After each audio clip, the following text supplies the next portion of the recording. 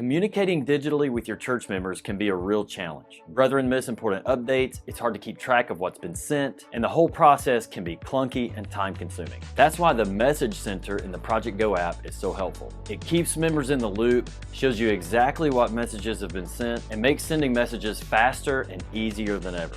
In this video, I'm going to do a full walkthrough of the Project Go app's Message Center so that you'll know its full functionality and see just how easy it is to use. Let's get started. So what we're looking at here is the dashboard of the message manager portion of the Message Center.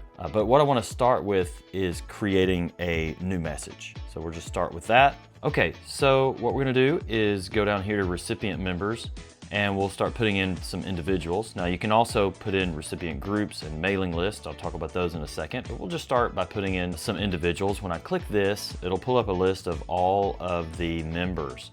So I'll just select a few. If I want to send this to just some specific individuals, I can do it that way. Also, if I wanted it to go out to the whole church, then I simply click here where it says select all, and that'll pull them all up. All right, so next we have the recipient group. So if I select here, I can select from different groups that have already been created in the system, and that's something that is done in the church membership portion of the app. But you can just select whatever groups you want here. I'll just go ahead and clear that out. And then down here we have mailing lists.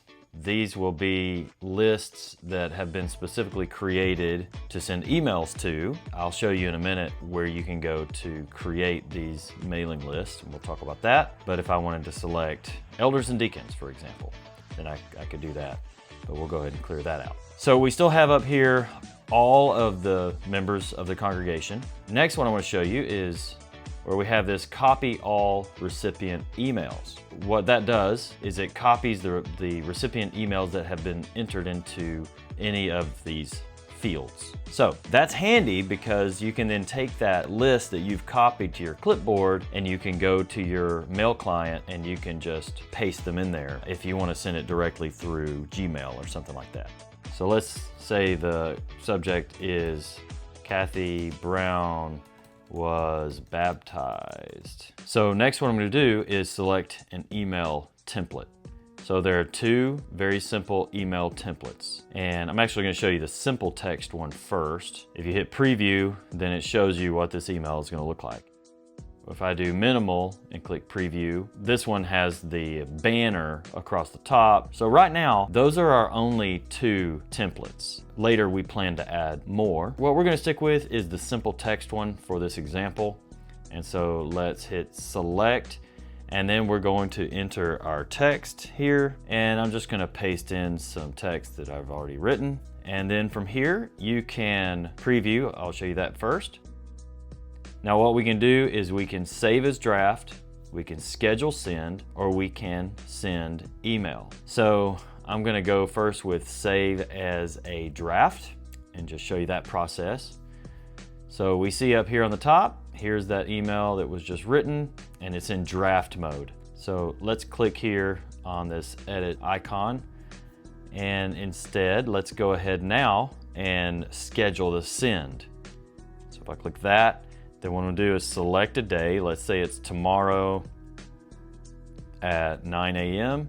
If I click schedule send, then voila, now it is scheduled and it'll go out at 9 o'clock tomorrow. Or if I wanted to go ahead and just send this now, oh, by the way, if I wanted to reschedule, then I can click that and I can set it for another day, or another time. But let's go ahead just for kicks, and let's just go ahead and send the email. And it actually has gone out to all of the emails of the whole congregation. All right, now let's create a text message. So I'm gonna go up here to create new message, and this time let's click text message. So we'll start here with a message. Group 3 meeting next Sunday. Now instead of putting in recipient members, which I could do, it works exactly the same as with the email form. Let's go down here to recipient group and we'll put in group 3. And let's put a little message in here that I've already written.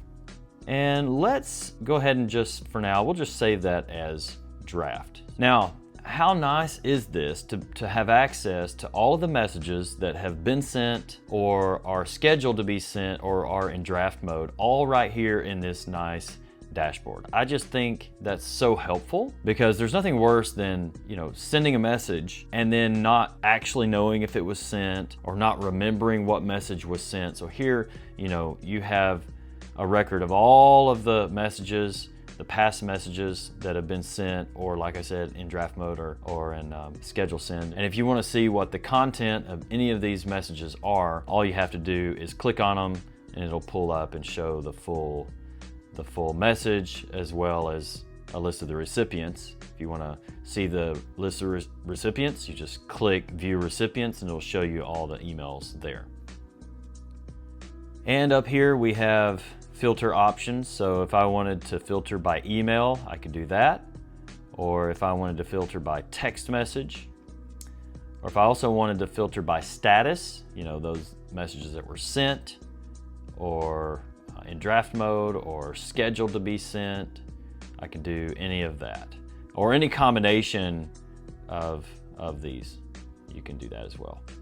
Or if I wanted to search, let's say I wanted to search for baptized, you see all the people that have been baptized. Or if I want to search for Bible, for Bible study messages that were sent out, then you can search with any term. So all right, that's the message manager. Let's go now to the inbox. Now the inbox is something that all users will have, whether you're an admin or just a regular member. You will have an inbox to show what messages have been sent that include you. So here we see all of the past messages that were sent to this Alan Morris, who is my avatar, if you will. And you can click on any of these and see what message was sent to you.